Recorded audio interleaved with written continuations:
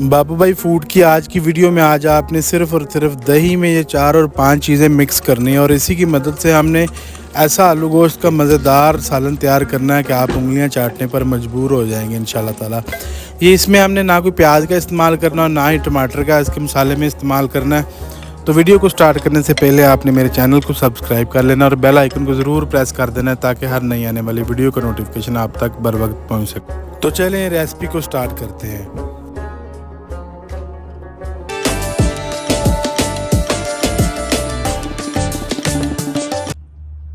बिस्मिल्लाहिर्रहमानिर्रहीम। तो सबसे पहले हमने जो काम करना है वो है जी, मेरे पास लहसुन और अदरक को मैंने कूट लिया है मोटा मोटा। तो अभी मैंने इसका पानी निकालना है। ये हाफ़ टेबल स्पून मेरे पास अदरक है।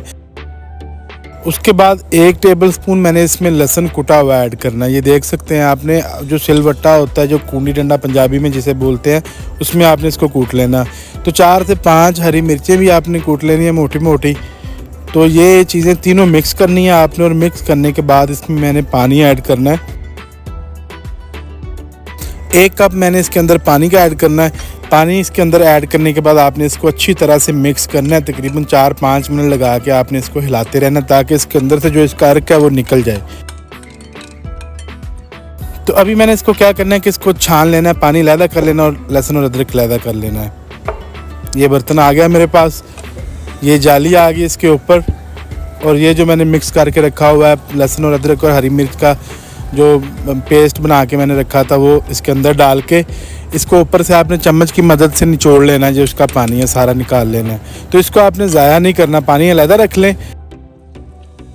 अच्छा जी, अब मैंने लेना है एक प्रेशर कुकर। इसमें मैं 1.5 किलो बीफ ऐड कर रहा हूँ। बड़ा गोश्त जो होता है 1.5 किलो हड्डी वाला गोश्त लेना आपने। जब भी आलू गोश्त तैयार करना है तो बोनलेस नहीं लेना, इसका मज़ा नहीं होता, हड्डी वाले का ही हमेशा मज़ा आता है। तो जो लहसुन और अदरक और हरी मिर्च का जो पेस्ट था, जो पानी मैंने निकाल लिया, तो वो मैंने ज़ाया नहीं किया, इसके अंदर डाल देना है आपने। ये चीज़ें ऐड करने के बाद मैंने इसमें प्याज ऐड करना है। एक छोटे साइज़ का प्याज आ गया और एक बड़े साइज़ का प्याज मैंने 4 पीस कर लिए हैं इसके। ये आपके सामने इसके अंदर ऐड कर देना है। तो अभी मैंने तकरीबन हाफ़ टेबल स्पून इसमें साबुत धनिया ऐड करना है, खुश्क। उसके बाद इसमें मैंने ज़ीरा हाफ़ टेबल स्पून ऐड करना है और ये 5 से 6 मेरे पास दाने काली मिर्च के आगे ये भी डाल देने हैं।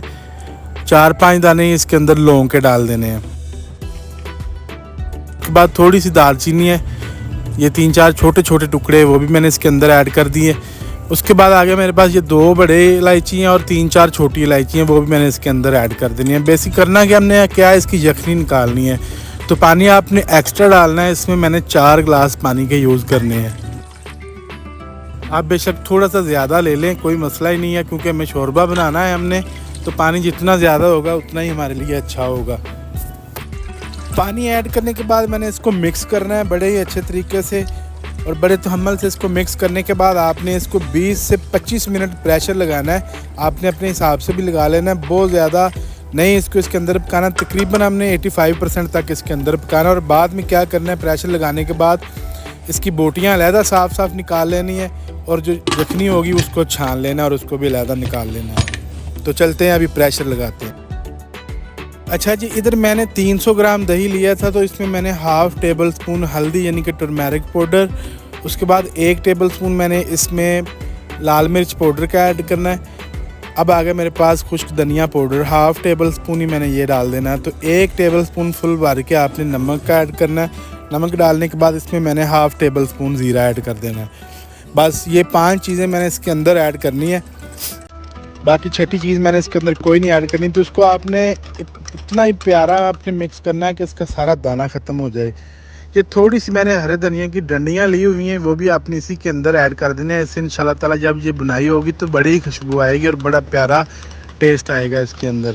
दही के अंदर आपका जो है वो दाना नहीं आना चाहिए, बेशक आप इसको ग्राइंड कर लें। तो ये देखें माशाल्लाह बड़ा ही प्यारा पेस्ट तैयार हो गया है।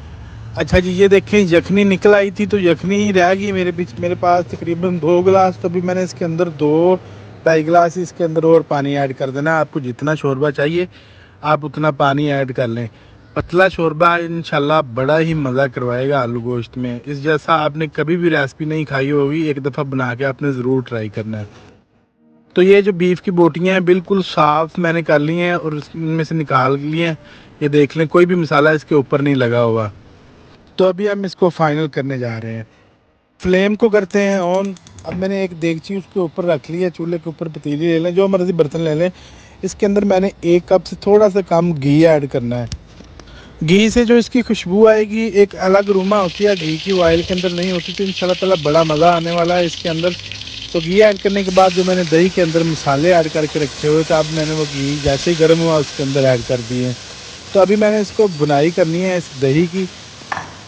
5 मिनट लगें 10 मिनट लगें, आपने मीडियम फ्लेम पे इसकी बुनाई करनी है। अच्छा एक बात बता दूं कि जब आप दही की बुनाई करते होंगे तो आपको एक स्मेल आएगी, उससे आपने कभी भी परेशान नहीं होना। तकरीबन 6-7 मिनट लगे हैं इसकी बुनाई करते हुए। देखिए अभी नीचे लगना स्टार्ट हो गया है।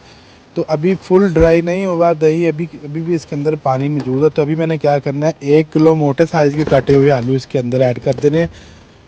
देख लें साइज़ आपने मोटा रखना है या छोटा रखना है वो आपकी अपनी मर्ज़ी है, लेकिन आप मोटा रखेंगे तो इसकी जो पकाने का इसको टाइम होगा थोड़ा सा ज़्यादा लगेगा, 10 से 15 मिनट।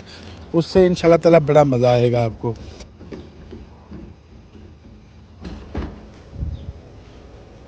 तो माशाल्लाह 10 मिनट इसको पूरे हो चुके हैं, ये देख सकते हैं। अभी बिल्कुल प्रॉपर एक बुनाई इसकी हो चुकी है, पानी बिल्कुल खुश्क हो चुका है। ये देख लें माशाल्लाह बिल्कुल ऑयल रह गया और हल्की सी ग्रेवी रह गई है इसके अंदर जो दही से तैयार हुई है। तो अभी मैंने क्या करना है, जो लहसुन अदरक और हरी मिर्च का मैंने पानी निकाल के रखा था वो इसके अंदर ऐड कर देना है।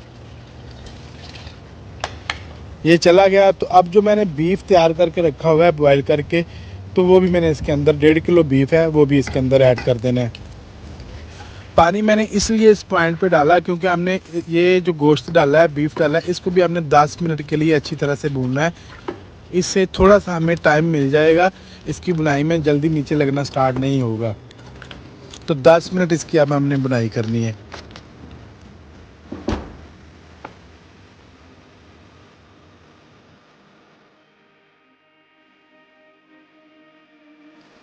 अच्छा जी 10 मिनट इसको पूरे हो चुके हैं माशाल्लाह इसकी बुनाई करते हुए। तभी मैंने क्या करना है कि इसके अंदर 1/2 टेबल स्पून मिक्स स्पाइसेस यानी कि गरम मसाला ऐड करना है। गरम मसाला ऐड करने के बाद एक दफ़ा आपने चम्मच से इसको हिला देना है, अच्छी तरह से मिक्स कर देना है। माशाल्लाह बड़ी ही प्यारी खुशबू आनी स्टार्ट हो गई है।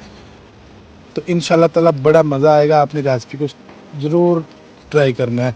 तो अभी इसके अंदर जो मैंने यखनी निकाल के रखी थी वो ऐड कर देनी है। जो फाइनल अब हमने इसके अंदर कोई भी और चीज़ नहीं ऐड करनी सिवाय हरा धनिया के। यखनी इसके अंदर ऐड करने के बाद आपने इसको 1-2 दफ़ा हिला देना और हिलाने के बाद बिल्कुल लो फ्लेम पे 20 से 25 मिनट आपने पकने देना। खाना आप जितना लो फ्लेम पे या मीडियम फ्लेम पे पकाएंगे उतना ही ज़्यादा मज़ा आएगा। तो अब मैंने इसके ऊपर हरा धनिया डाल देना और इसके ऊपर ढक्कन दे के इसको पकने देना है। लो फ्लेम पे पकाया हुआ खाना और आप हाई फ्लेम पे भी पका लें एक ही डिश को, देख लेना खुद ही कि कितना मज़ा लो फ्लेम का और कितना हाई फ्लेम का है। अगर आप मटर पुलाव खाने के शौकीन हैं तो आपने हमारी इस वीडियो को लाजमी देखना है, इसका लिंक डिस्क्रिप्शन बॉक्स में मिल जाएगा। ये एक ऐसी प्यारी रेसिपी है कि इसको खाने के बाद आप इंशाल्लाह ताला बिरयानी को कभी याद नहीं करेंगे। अच्छा जी माशाल्लाह इसको पकते हुए आधा घंटा पूरा हो गया है। मैंने 20 से 25 मिनट का टाइम दिया था लेकिन मैं थोड़ा बिज़ी हो गया था। तो देखें आधे घंटे बाद मैंने इसका ढक्कन उठा के चेक करें, बोटियां हड्डियों से उतर रही हैं माशाल्लाह, कितना मज़ेदार खुशबू आनी स्टार्ट हो गई है। आलू इसका चेक करते हैं। बिस्मिल्लाहिर्रहमानिर्रहीम। ये देखें जी माशाल्लाह ये भी बड़ा ज़बरदस्त गल चुका है। तो माशाल्लाह हमारी रेसिपी कंप्लीट हो चुकी है अल्हम्दुलिल्लाह।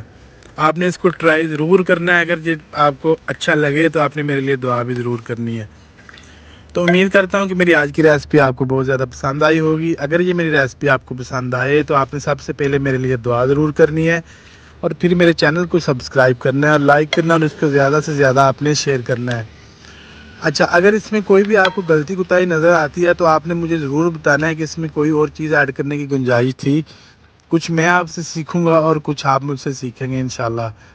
तो मिलेंगे इंशाल्लाह ताला नेक्स्ट वीडियो में एक नई रेसिपी के साथ। तब तक के लिए अपना और अपने प्यारों का बहुत सारा ख्याल रखिएगा। मुझे दे इजाज़त, अल्लाह निगहबान।